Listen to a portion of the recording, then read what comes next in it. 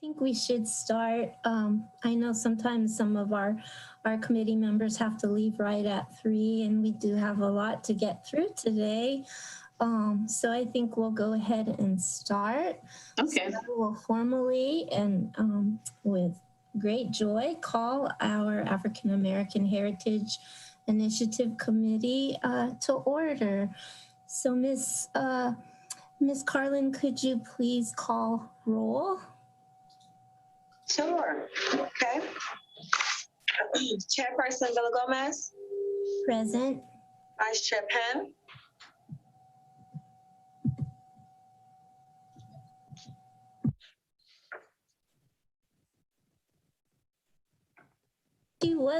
She was here earlier. She's there.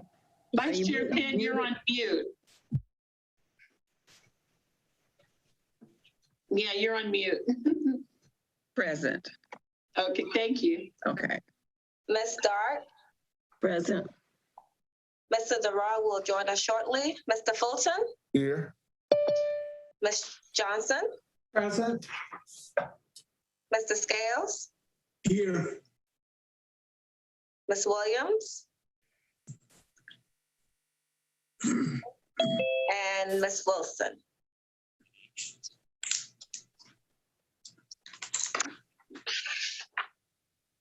Thank you, Ms. Carlin.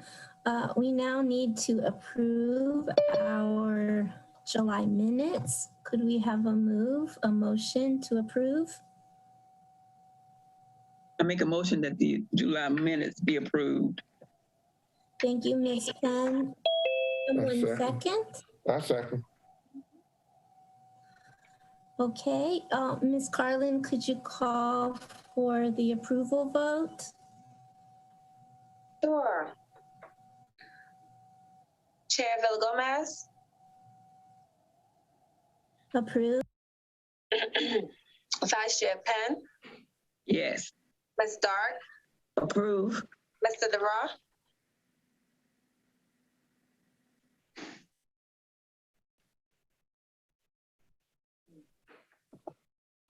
Sorry about that. I approve.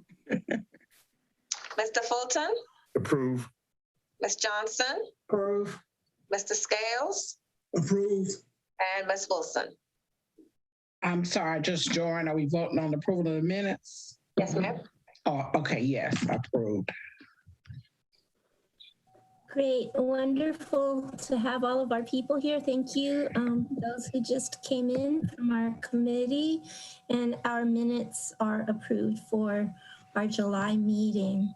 So we will move on to the chair's updates, and I promise to stay brief with my comments today because I think we want to leave as much time as possible for updates from Ms. Wanda and the city staff, as well as our conversation and discussion with Mr. Charlie Gardner from the Winston-Salem Foundation. So did want to just say briefly regarding the oral history collections that now that we have the spread of the Delta virus and it's breaking through, as we all know, with vaccinated people, I think we should just continue to do what we had been doing over the past few months, or actually all of you over the past year or so. That is just to keep our connections going, reaching out by phone, Zoom, or however you feel comfortable with our members in the community who have things that they want to share, or reach out if you know someone who has a wonderful story or any pictures of artifacts or letters, etc., any memorabilia that they want to share. So we just need, in the midst of the spreading pandemic, to just keep those connections. I will call a few of you who I know, like Mr. Dara, Miss Linda.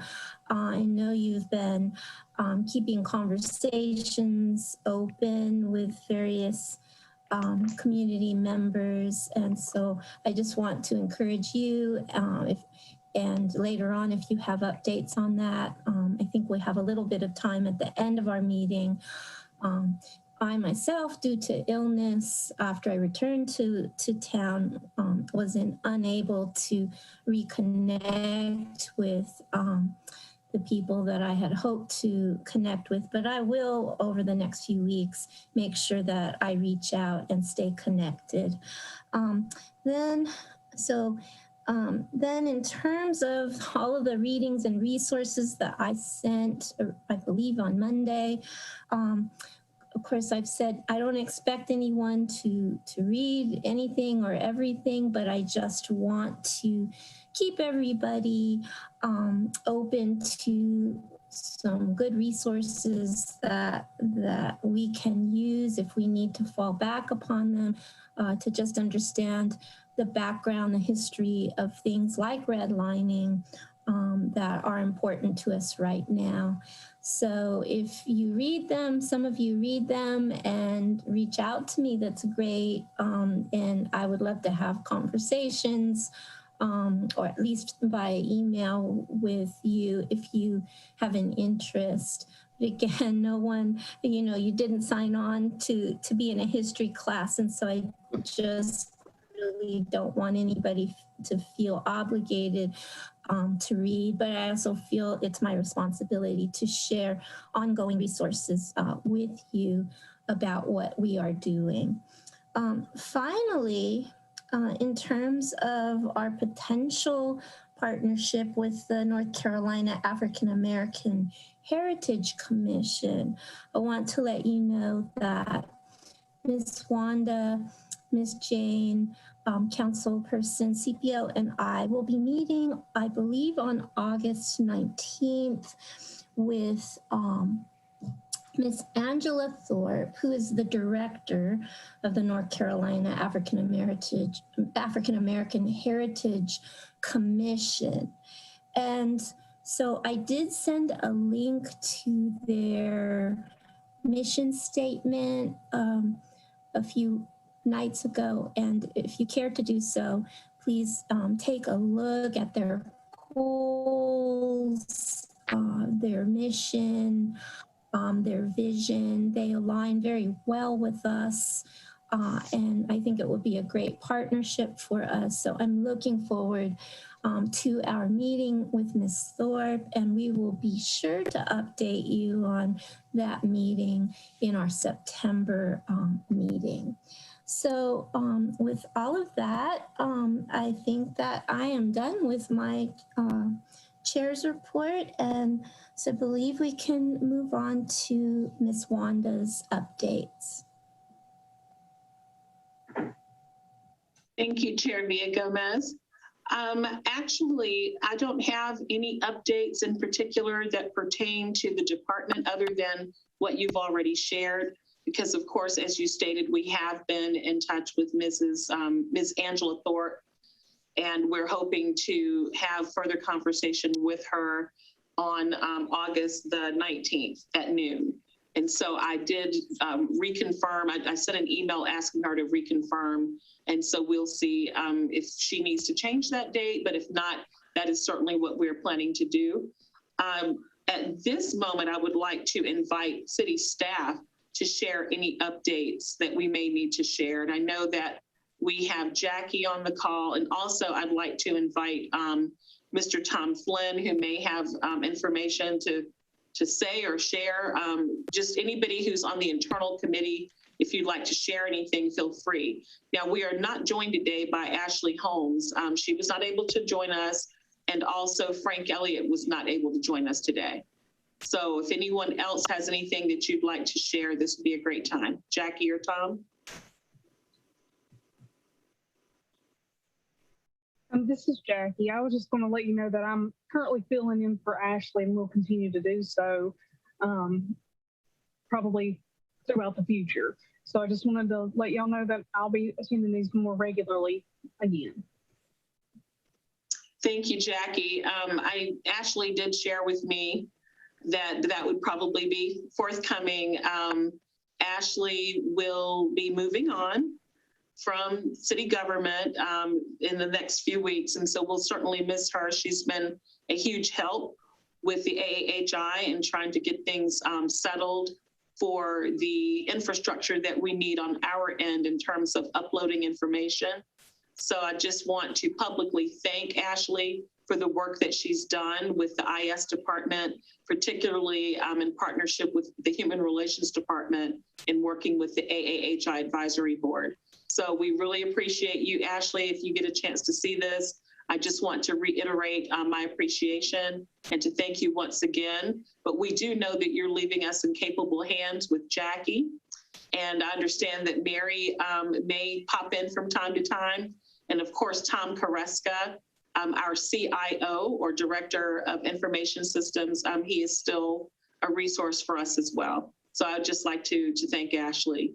Keisha, I was remiss in not asking you if you have anything that you'd like to share, if you have any comments that you'd like to make, because I know that you were looking into maybe one or two things pertaining to AAHI, but I didn't know if you might have any updates yet.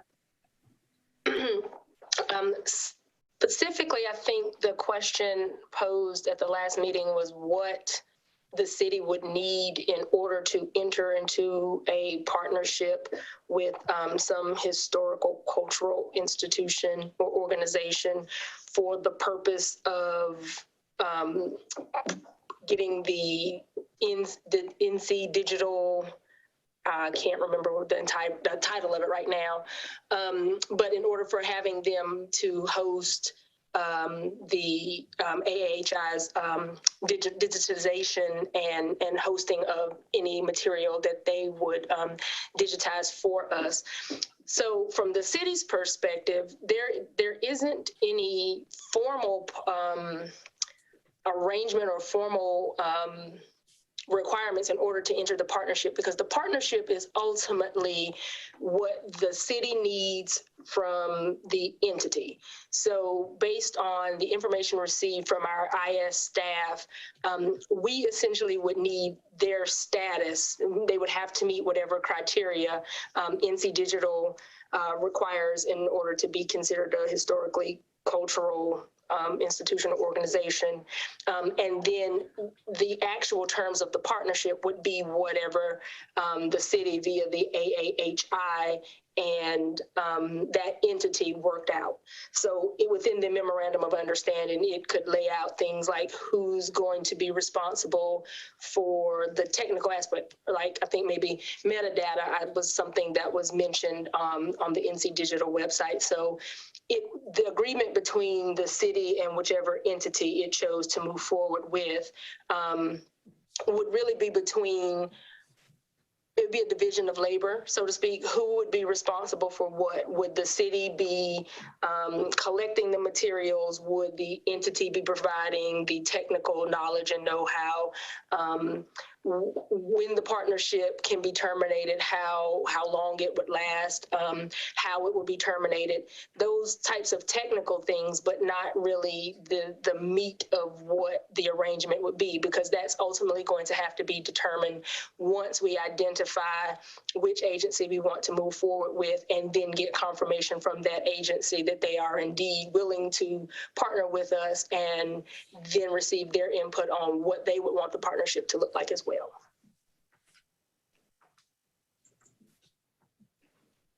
Thank you, Keisha. Awesome. Did anyone have any follow-up questions for our Assistant City Attorney? And Ms. Joycelyn, I think that if I'm not mistaken, you might have been the one who asked if Keisha could look into that. And I specifically wanted to make sure that she addressed the things that you were curious about and wanting clarification on. Thank you. Okay. Thank you. Okay. Okay, well, thanks again, Keisha, for that. And I am not aware of any updates from marketing. So I don't know if anyone might have had any specific questions, but I'm not aware of any updates from marketing. And Tom, was there anything that you wanted to say, share, any comments? I mean, we're ready to help. We're just, any way we can help, we're just ready. Whatever you guys need. Okay, and Tom, didn't you mention before something about having to check, I guess, with the internal hierarchy as far as potentially being a partner, because just for everyone's refreshing, we did talk about who a good partner would be for working with Digital NC, and the consensus was Winston-Salem State University. And so now it's just a matter of knowing what you may need from AAHI or from the city at large to move that along, to kind of see what is it that we would need to do.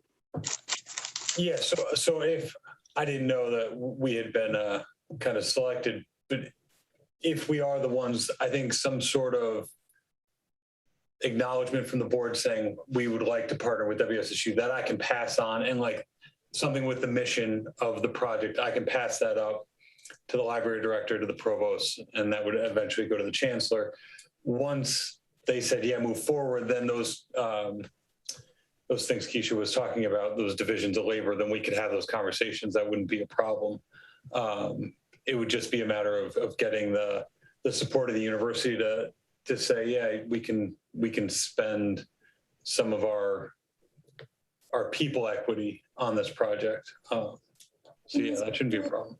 Mr. Flynn, also, if you could possibly reach out to UNC Chapel Hill, since their library already has the formal relationship with North Carolina, Digital North Carolina. So they have links from their library to Digital North Carolina. And so since they already have that partnership within the UNC system, I think it would be easy to replicate on our side.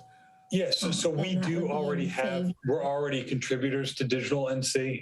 We just don't, on our library's website, we don't have the formal link because what we've partnered with them for, we've since duplicated on campus, so we haven't needed that.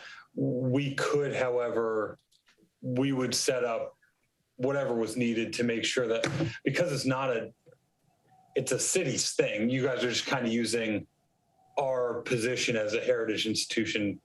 So what I would want to make sure is that you guys had the priority links, that it was on the city's website. It might, if somebody went to Digital NC, they might have to click on WSSU to get to the city. But if they were at the city, it would go right to that material and we could facilitate that. So I don't want to say that the university would have a big banner with links to it, because that to me would be confusing to other people, because it's a city thing, we're just helping. So I would say more likely the city would have the website and it might just have our logo at the bottom of it as like as a support or something like that.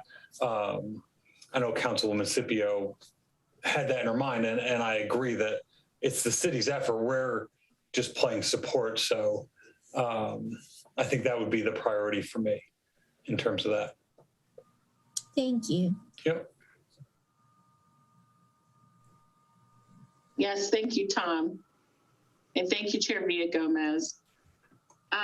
Right now, I think we can just conclude and wrap up with the city updates, Chair Villa-Gomez, and with my comments as well. So thank you. Yes, ma'am. Thank you. So we'd like to welcome Mr. Charlie Gardner. He's with us. And so Mr. Charlie, you might want to give an introduction, however you want to start our conversation. We're just happy that you're here with us, and we are, of course, you must know, I'm sure you know, that the committee voted unanimously to partner with the foundation, with your foundation, for the undesign of the Red Line exhibit. So, again, we're all ears for you. Well, yes, I did hear that, and I'm very grateful for all of your support and interest in partnering. I know, so I've shared before the meeting started, I joined a meeting with you all and introduced the exhibit back in February. But just to reiterate, this exhibit that has been traveling around the country for the past couple of years that integrates national trends of kind of the disparities and inequities created by redlining, the events and timelines, as well as localizing into the community where it's being exhibited. And actually, Councilperson Scipio saw the exhibit, I believe, in San Antonio in early 2020, and one of my colleagues saw it up in Cleveland. And so that's how we kind of began to first think about this. And it's helpful to kind of have the personal and local stories to kind of personalize and kind of make it more relevant to the community. But the national trends also kind of help open up the view to see how this was a systemic issue that was very intentionally designed. A lot of the problem and disparities in our communities that we face today were because of policies and structures that were in place at the federal level and at the local level. And so in order to begin to address many of these disparities, it's helpful for everyone to understand how they came to be in the first place. And so we have been working with this organization, Designing the We, to bring it here to Winston-Salem. And when we wanted to make sure that we also, though, did have the input of many of the organizations and entities that are also dedicated to recognizing and understanding the history of redlining or segregation or racism in our communities. And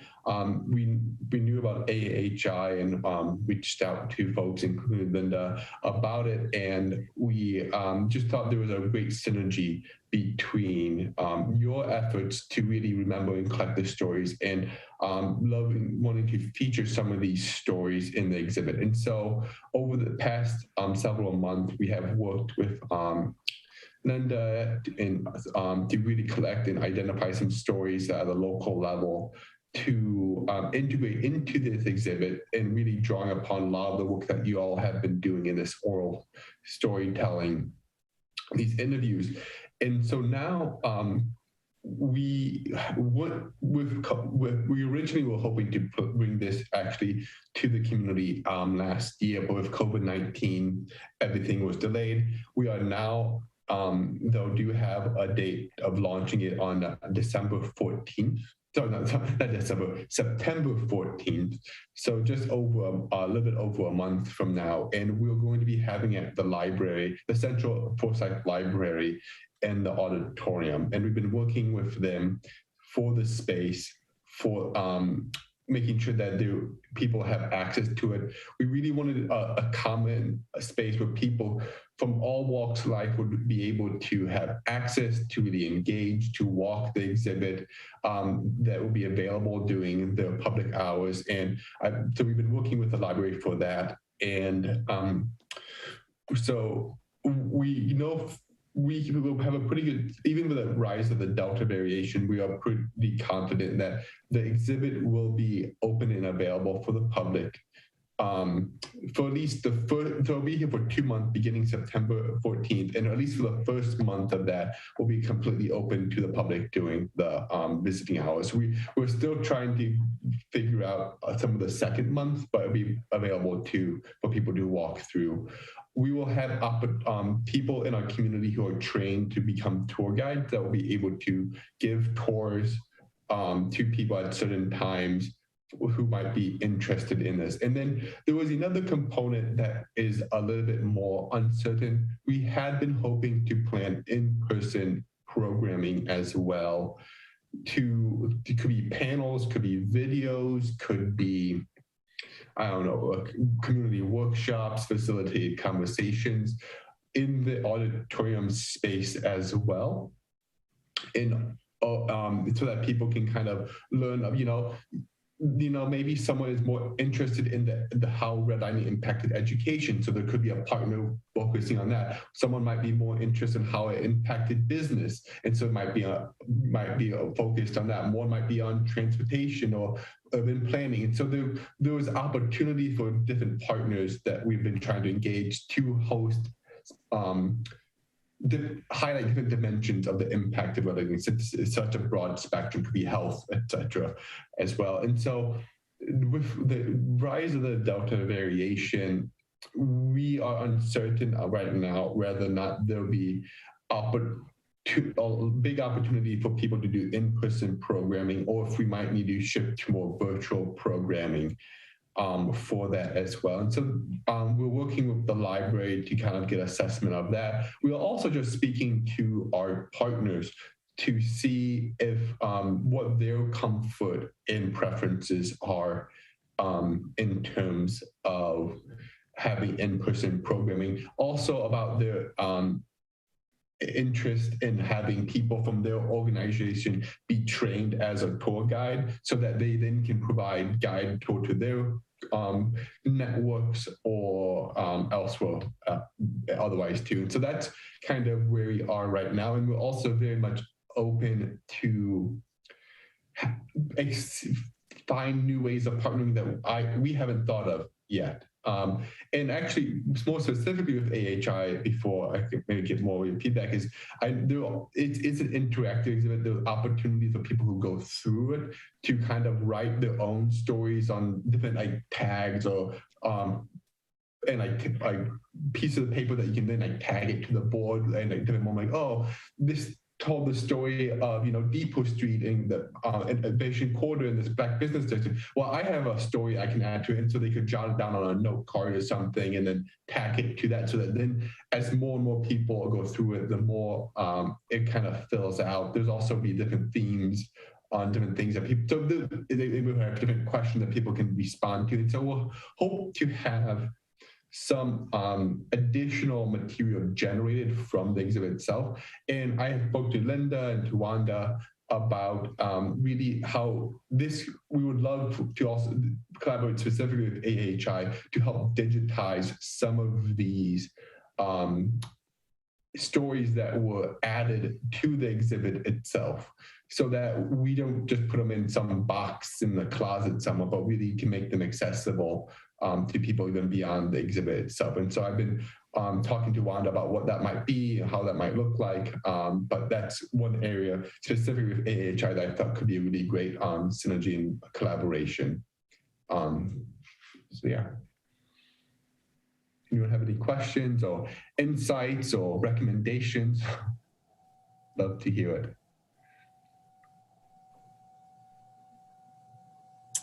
Thank you, Mr. Charlie. And I think it's wonderful that you and Ms. Linda and Councilperson Scipio and Ms. Wanda have thought about the contributions from our local community.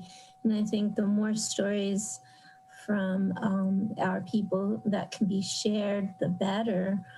So this is very important, and I wanted to thank Ms. Linda for her work. I didn't know she was doing that great work, so thank you so much for that.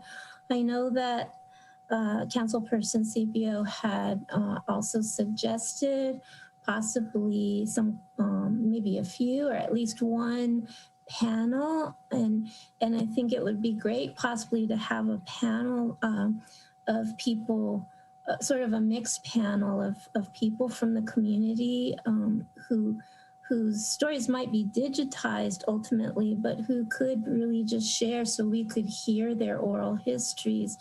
But we have at least two local and close to us specialists. So Ms. Wanda is a specialist on redlining, and I did share a few nights ago with the committee a quote that had been taken a few years ago that she gave. And so it would be great if she might speak at some event, whether it's in person or via Zoom.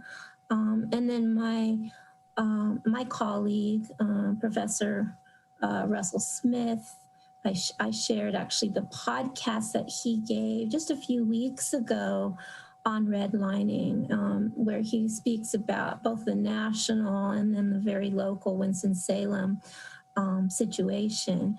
And so he would be a great resource as well if we were to organize some kind of a panel. So committee members, what are your thoughts? And many of you might have great insights and personal stories to share related to redlining.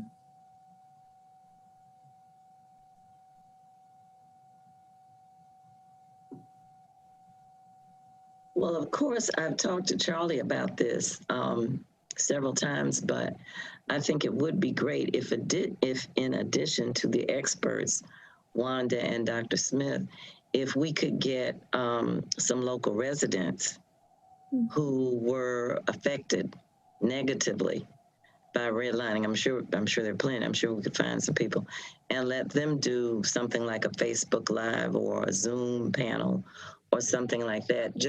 It would not have to be long. It could just be in terms of what happened to them, how did it affect them, and are those things still happening today as well?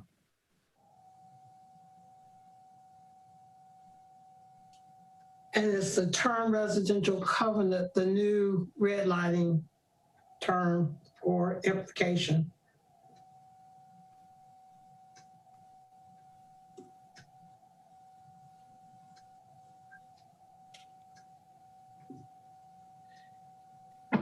I was not aware of that, Ms. Johnson. So I guess we all need to be aware of what changes. It's just a thought. It's like that whole process is what, you find a way to reduce one's ability to be mobile because of covenants. I mean, you see that in homeowners association pieces now.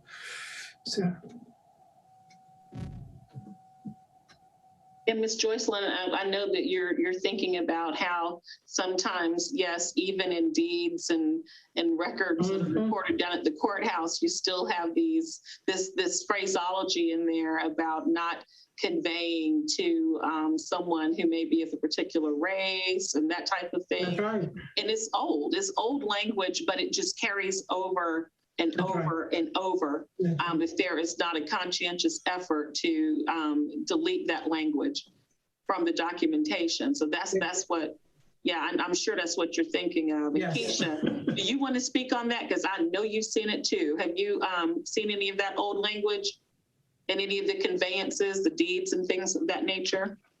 Yes, and so in the older conveyances, that language was very common.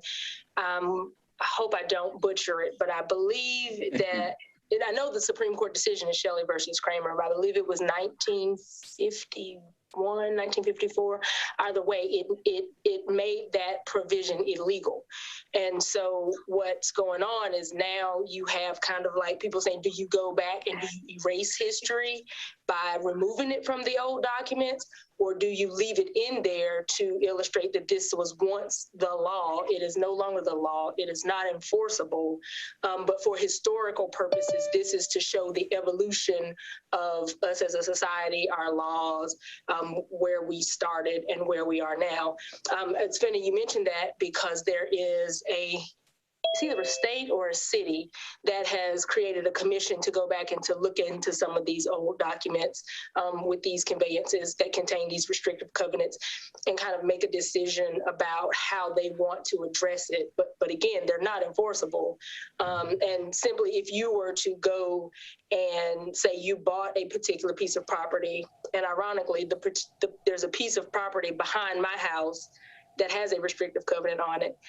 So if I were to buy that piece of property, the attorney who draws up the current deed, it would not be in there, but it would be in the chain of title for anyone to do a title search. So, at any deed prepared after the 1954 mark or whatever, it wouldn't be in there, but going backwards, it would be. Actually, I believe Charlotte is doing some research in that. Okay, I remember reading it. I just couldn't remember which municipality it was.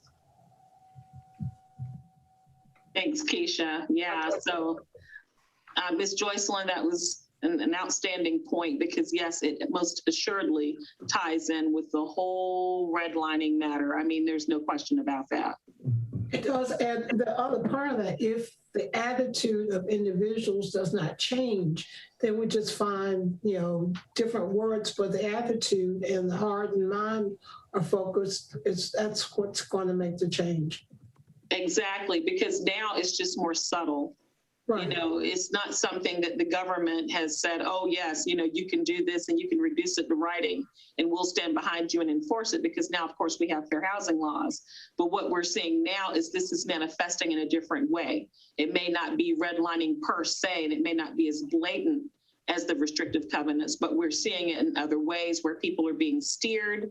They're being encouraged to maybe live on this side of town versus that side of town. Mm-hmm. And, oh, you may feel comfortable over here in this zip code because it's more diverse. There are codes and different ways that things are said. And people are thinking that the person who is sharing this information is trying to be helpful.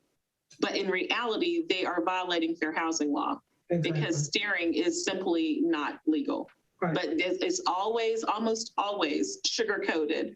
And it's almost always presented in a way that seems as though someone's trying to be helpful. Well, it's the whole issue with urban planning and increasing the density in urban communities to prevent suburban sprawl.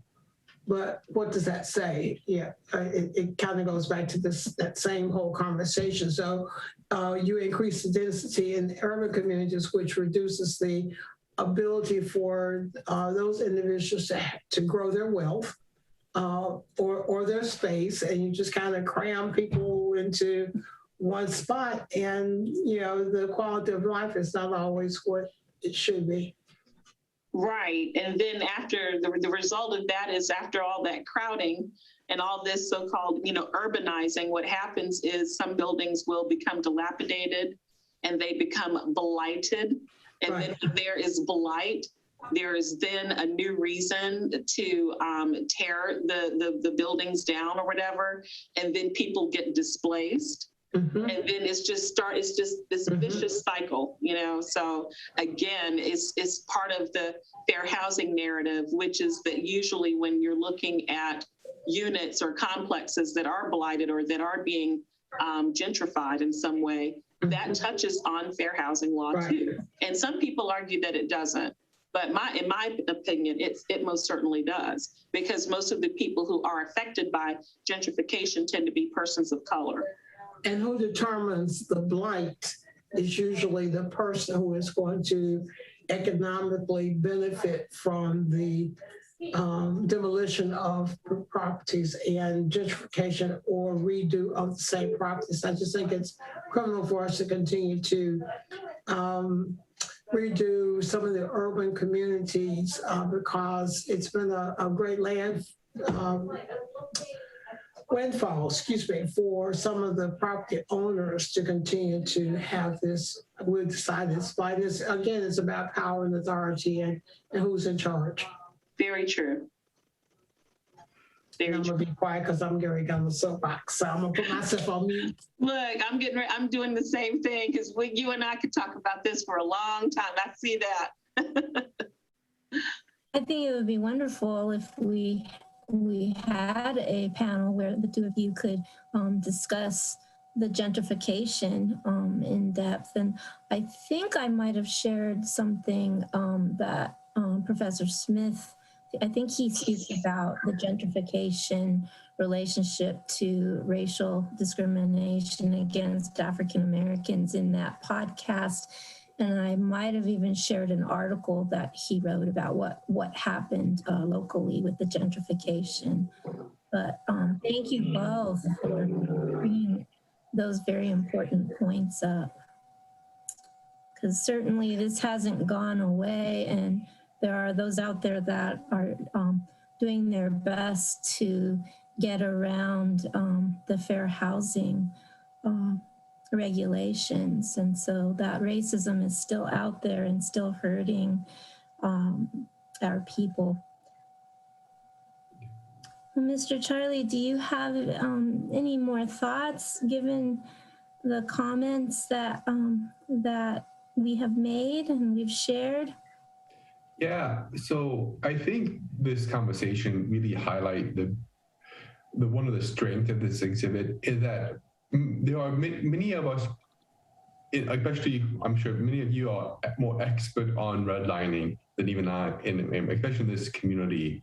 And this exhibit, I think, can be really helpful for many people who though are completely unaware or just have a vague sense of what the redlining is, as well as still engage people who are very knowledgeable. And so I think it hopefully is an opportunity to kind of get level set a little bit, and so that people can have some of these more constructive conversations about not only about redlining in the past, but ultimately what can be done right now, or what kind of things can we address. And so having a conversation, a panel, as you described, Cynthia, would be really a great thing. And so I think the foundation, we really want to make sure that we can really help different partners use this exhibit as a platform. And so we, and that could be just doing a kind of Facebook Live panel, as Linda mentioned. It could be kind of doing a in-person thing if people are comfortable to, and I think everyone would have to be wearing masks, and vaccinations are really encouraged, of course, for all attendees, strongly encouraged for all attendees. Or it could also maybe be potentially a hybrid where maybe the panel lists are in person and we do it broadcast. And so we're trying to do a hybrid approach right now. We are also exploring if it's even possible to do a virtual tour of the exhibit for people who are still uncomfortable going in person.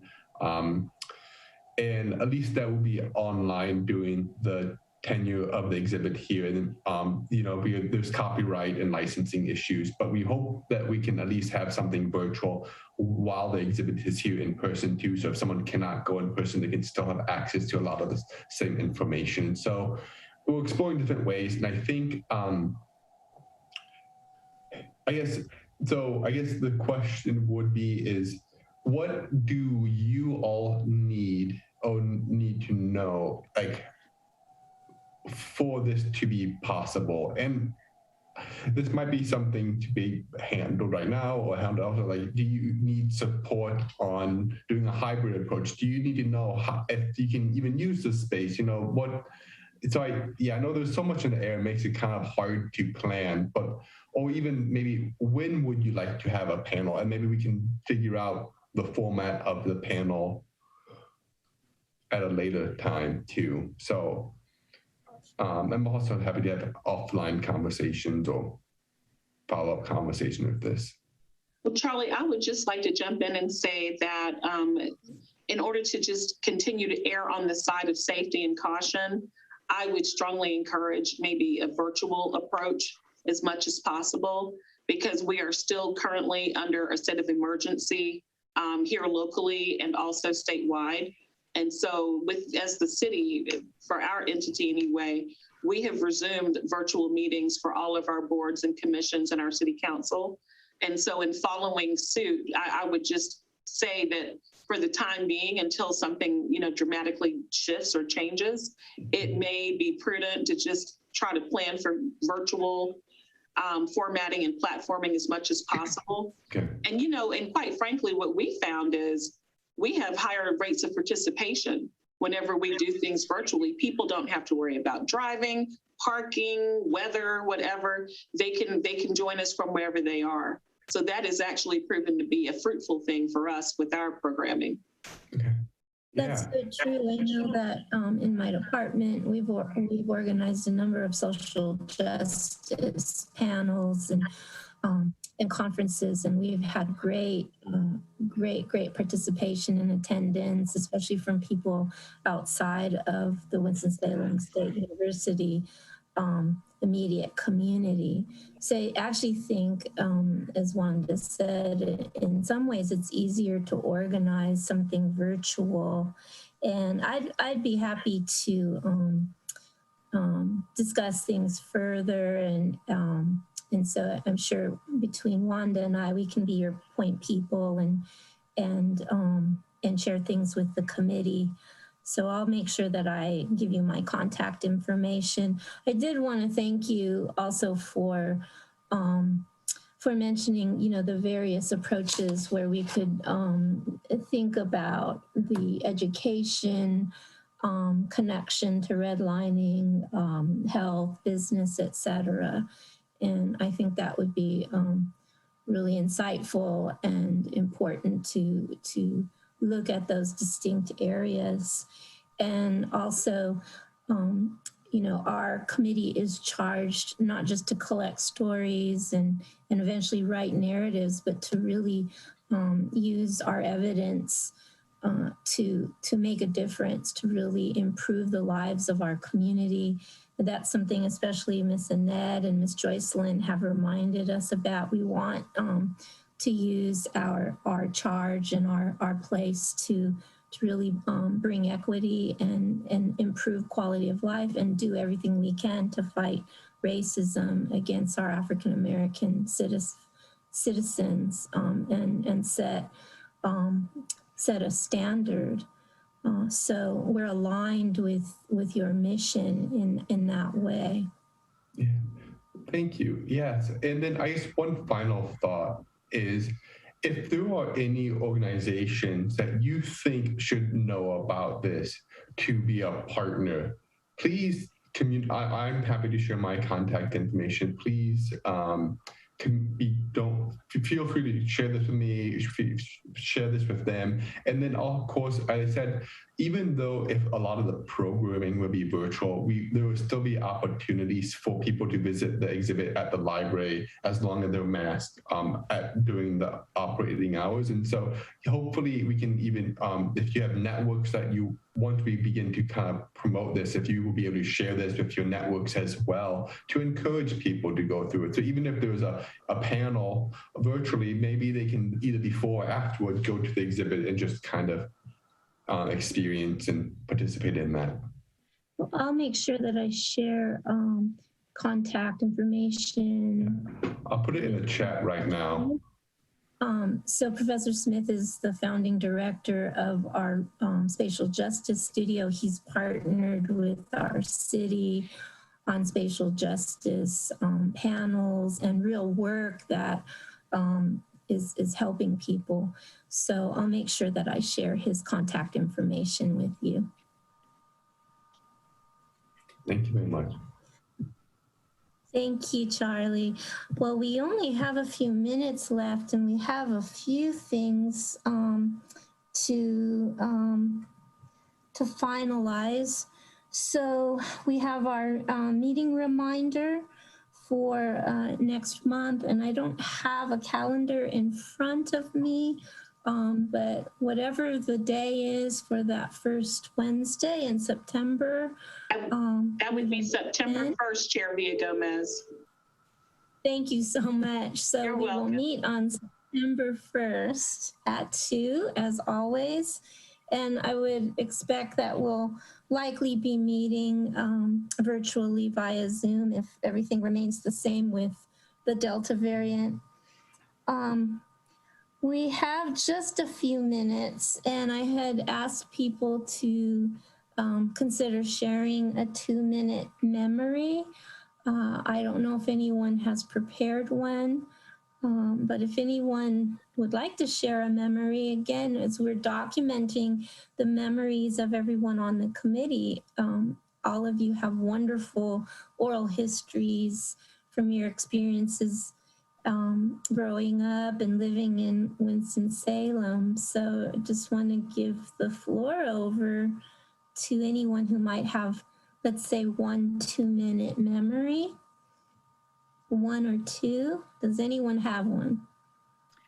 I do. Great, Ms. Penn. Yes. My sister and I and some of the neighborhood kids, we used to be on a baseball team at Bloom Park. We lived on 24th Street and Bloom Park was off 25th Street. And so we were part of the baseball team, softball team. We were the Bloomers. And so I think the way it happened, we were allowed to play ball on the team, but we were not allowed to participate. I mean, to be able to go into the park and play. And so I guess after the game was over, somebody called the police and they came out and, you know, we ran, of course. We were teenagers, probably maybe 12 or whatever, I can't remember. And so the police came, they got us and took us home. And my grandmother was there. My mom wasn't at home. And at that particular time, my granny was upset with us because, you know, we knew not to go into the park. We could play ball with the team as a team with, you know, the neighborhood kids, but we could not go into the park. And so, you know, we got a little, I don't know if Granny, you know, she probably switched our legs or something, but that was just that time, you know, you could play on the team, but you could not enjoy the park. So that was my man.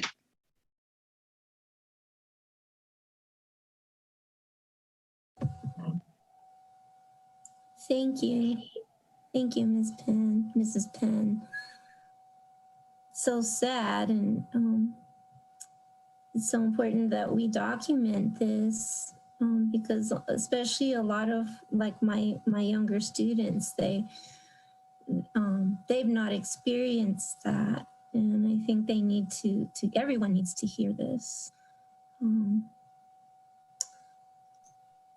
I ask a question? I won't keep you all long. I'm working with a faculty member in the sociology department who's doing some research on the Silver Hill neighborhood. I believe he's reached out to Ms. Dark. Does anybody happen to know anyone that lived in that neighborhood or know anything about the neighborhood that we could kind of get some more information out?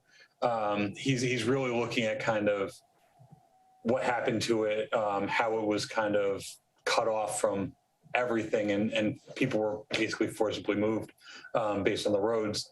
So if anyone has any thoughts, people that we can reach out to, documents we should look for, please, I'd be very interested. I think you're referring to you're referring to Dr. Dan Rose, correct? Yes.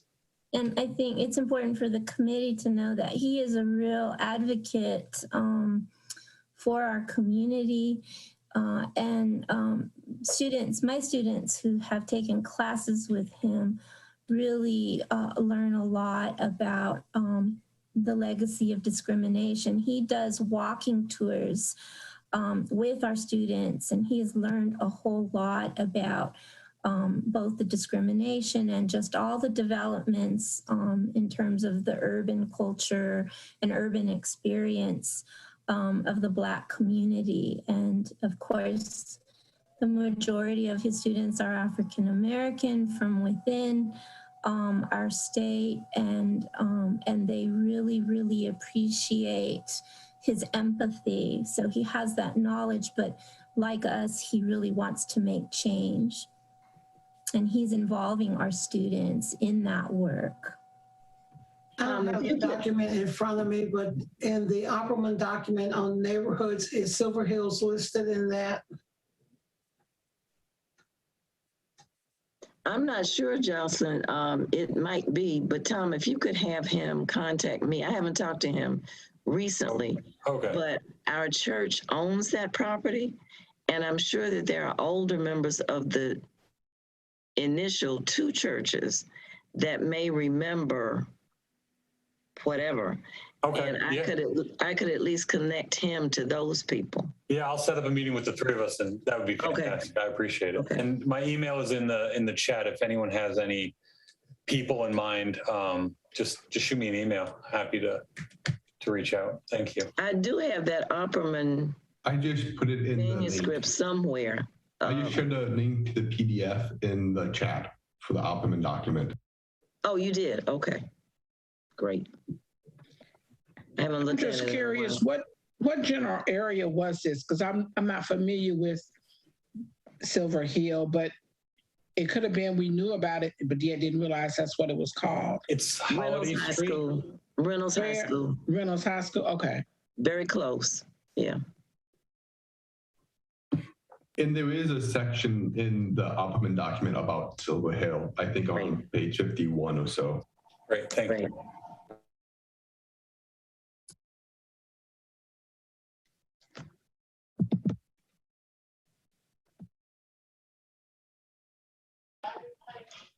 Langdon Opperman is a very good resource, by the way.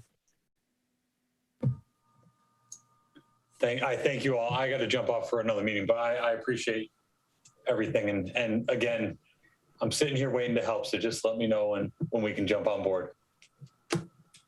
Thank you, Tom. Thank you. Well, we're close to the 3 o'clock hour, so I don't have anything specific, anything more to bring up. Is there any other issue that anyone would like to raise before we adjourn?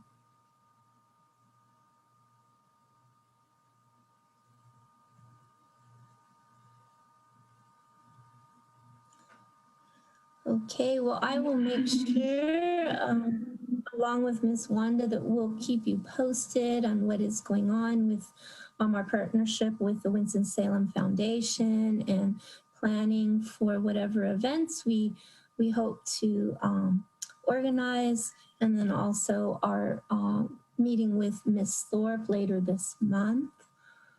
So we will make sure to keep you posted. So if there's nothing else, then could someone please motion? We need a motion to adjourn. I'll make the motion, but the International Village, will we talk about that for the September meeting, or is there a plan to participate or have some activity or? Thank you for asking about International Village, Ms. Joycelyn.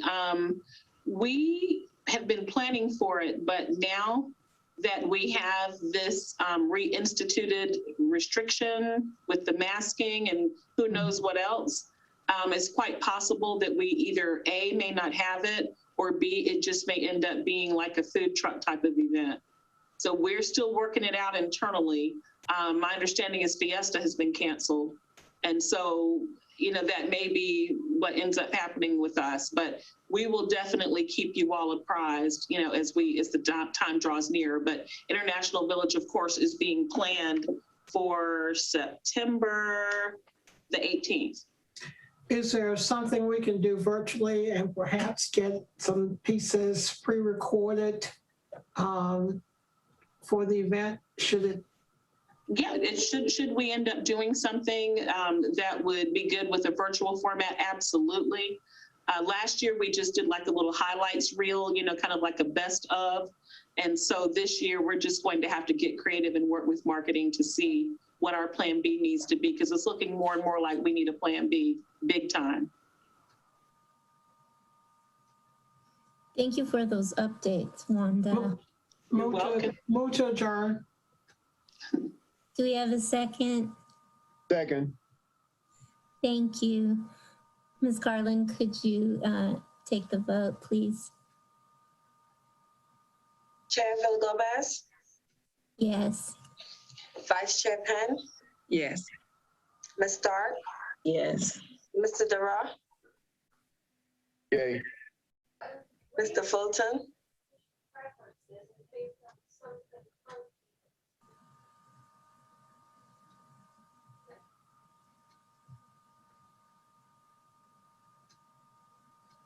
You're on mute. Yes. Ms. Johnson, Au revoir. Mr. Scales,